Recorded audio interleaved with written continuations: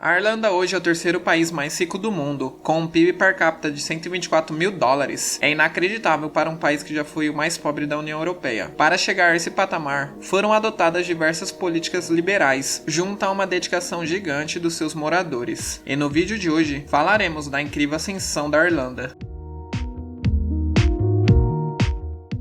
A Irlanda foi dominada pelos ingleses desde o século XII, com a invasão do rei Henrique II, impondo a aplicação das leis inglesas sobre a Irlanda. E seu processo de independência veio só no início do século XX, quando a Irlanda faz a sua declaração de independência, que é seguida por 3 anos de guerra civil. Entretanto, não antes de quase 3 anos da guerra de independência, os dois lados negociaram a soberania irlandesa de se tornar autônoma. No entanto, 6 condados do norte decidiram por permanecer sob a tutela do Império Britânico, enquanto o restante da ilha se tornou em 1922 o Estado Livre da Irlanda, e com a proclamação da República em 1949. Fora a década de 60, na qual o país desfrutou de um breve boom econômico, a Irlanda permanecia um país subdesenvolvido e predominantemente agrário, com altas taxas de inflação, endividamento e desemprego e imigração. Em 1973, no entanto, a Irlanda carimba, junto com o Reino Unido e Dinamarca, sua entrada na Comunidade Europeia. A sua entrada veio a ser de extrema importância para o país. Primeiro porque viria a aumentar investimentos privados e principalmente o comércio intrabloco. E segundo porque, por ser o país mais pobre do bloco, foi destinado a ela um grande montante de recursos da União Europeia, direcionados principalmente para investimentos em infraestrutura e educação. O intuito dessas transferências era a homogeneização do bloco, com a redução do gap existente entre Irlanda e os demais países. Desde a declaração da independência em 21, a história econômica irlandesa foi atravessada por governos que priorizaram o protecionismo, impuseram um Estado altamente participativo na economia e adotaram uma política econômica fundamentalmente heterodoxa, levando a Irlanda a ficar para trás em relação à Europa Ocidental. Somente a partir do fim da década de 50, alguns passos foram dados em direção à tentativa de modernizar a então essencialmente agrária economia irlandesa. A alíquota de impostos sobre o lucro foi derrubada a zero em 1957. Assim como no mesmo ano, o sistema educacional foi reformado e o ensino superior passou a ser gratuito. A educação é um fator importante para a Irlanda ter alcançado altos patamares econômicos atuais. A estratégia ganhou força, com investimentos constantes para melhorar a qualidade do ensino. Criar um ambiente favorável à implementação de políticas econômicas não constitui tarefa trivial, que um governo democrático possa realizar simplesmente com o exercício de sua autoridade. O custo da estabilização e de padrões de formação de salário não são sempre disciplinados pelo mercado sozinho, particularmente no médio prazo. Nesse ponto, muitos analistas apontam como fundamental o papel que os diversos atores da sociedade irlandesa desempenharam nas reformas a partir de 1987. Em resposta às sucessivas crises dos anos 70 e 80, o novo governo eleito se empenhou em mobilizar os principais agentes sociais para um grande acordo voltado principalmente a disciplinar a inflação salarial através de decisões centralizadas, seguindo uma tendência iniciada ainda nos anos 70. Basicamente, esse movimento constituiu em decisões centralizadas em relação a salário e taxação, porém foram inovações no sentido de envolver governo, empregadores, sindicato e, a partir de 1997, até identidades voluntárias. Sua importância reside, sobretudo, na visão de longo prazo, demonstrada por suas propostas. Ao contrário da histórica demanda por salários mais altos, os sindicatos aceitaram uma regra de aumentar salários inferiores à inflação, em troca de gradual redução de alíquota de impostos de renda. O governo, por sua vez, comprometia-se a cortar gastos que, somado à expectativa de crescimento da economia, não deveria comprometer seu aumento de receita. Há um certo consenso no que tange o importante papel da adesão à União Europeia para um boom irlandês. Um dos benefícios mais óbvios é o acesso ao mercado europeu, reduzindo sua histórica dependência irlandesa ao mercado britânico. A Irlanda era, então em 1973, um país essencialmente agrário, com mais de metade de seu PIB oriundo no setor primário. O impacto imediato da abertura ao mercado da Europa propulsionou um aumento de 40% da produção agrícola irlandesa entre 72 e 78. À medida que a Irlanda viria a se industrializar, o livre acesso ao mercado europeu seria de grande importância para atrair capital estrangeiro. Na segunda metade da década de 70, o então governo irlandês resolveu buscar o crescimento a qualquer custo, através de uma alta dose de injeção fiscal. Até para aquela época, economistas alertaram para essa não sustentável sustentável política que, com a recessão mundial nos anos 80, culminou com quase a falência da Irlanda. O resultado foi extremamente penoso, com quase uma década de sucessiva contração fiscal, através em maior parte de elevação de tributos do que a redução de gastos. Essa política, no entanto, estagnou a economia irlandesa, e o governo eleito em 87 resolveu mudar a situação. Amparado pelo Pacto Social, as autoridades monetária e fiscal se engajaram em uma reforma num programa de redução de dívida em 120% do PIB e do déficit de orçamento em um alarmante 10,7%, via grandes cortes do gasto público e progressiva redução de impostos. Entre 1987 e 88, o funcionalismo público foi cortado em 10%, um montante nunca registrado entre os países da União Europeia. 8 de 10 itens do orçamento apresentam uma evolução deflacionária na metade da década de 1989. No lado dos impostos, a alíquota sobre o lucro das empresas manufatureiras e estrangeiras caíram para 12,5%. Mais tarde, essa alíquota seria estendida para as demais corporações e vigora até hoje, sendo a segunda mais baixa taxação sobre o lucro na Europa. A melhoria das expectativas das famílias, empresas e mercados financeiros em relação à melhora das finanças do governo com as reformas de 87 foram fundamentais para decisões de consumo e investimento que aqueceram a economia nos anos que se seguiram. Um elemento da reforma tributária que merece destaque foi o perdão por parte do Tesouro Irlandês sobre sonegadores de impostos. A tributação batia os 58% para pessoas físicas e 50% para corporações, o que estimulava altamente a evasão fiscal. Com o perdão da sonegação e novas alíquotas de impostos muito mais baixas, o governo estima uma recuperação de receita na ordem de 30 milhões. O que se viu foi uma variação da receita tributária de 500 milhões e uma expressiva expansão da base de contribuintes. Os investimentos estrangeiros diretos foram ao longo da década de 90 um dos mais significativos fatores que contribuíram para o alto crescimento do produto interno bruto. Estima-se que no período de 1993 a 2002, a Irlanda tenha atraído inversões líquidas da ordem de 700 bilhões de dólares. Vários são os fatores para tal sucesso. A Irlanda constitui uma das mais atrativas localizações para o investimento, por parte de empresas de alta tecnologia, como eletrônica, software, farmacêuticas e microprocessadores. Desde 1980, 40% de todo o IDE americano na Europa foram destinados à Irlanda. Existem mais de 300 empresas no setor, desenvolvendo atividades em área que vão desde o design até os componentes de sistemas, como periféricos, networks e software. Estas empresas desempenham um papel vital na economia irlandesa, já que quase 1/3 de todos os computadores pessoais vendidos na Europa são provenientes de empresas com base na Irlanda, e as exportações de produtos eletrônicos representam 1/3 do total das exportações irlandesas. O resultado das bem-sucedidas políticas adotadas na Irlanda ao longo desses 15 anos podem ser sentidos além de seus indicadores macroeconômicos. Em um recente documentário exibido pelo canal Globo News a respeito do tigre celta, um estudante irlandês entrevistado confirma que, ao contrário de seus pais, sua geração está muito mais confiante no país e não pretende buscar trabalho no exterior. Mais ainda, ele confirma que colegas expatriados estão retornando para a Irlanda. Hoje, o povo é orgulhoso de sua economia dinâmica e competitiva. Com a história da superação da Irlanda, aprendemos que qualquer país que deseja evoluir precisa de ótimos planejamentos, principalmente a longo prazo, e uma população que aceite medidas que podem até prejudicar eles no momento, mas que futuramente seus filhos se orgulharão do país em que vive.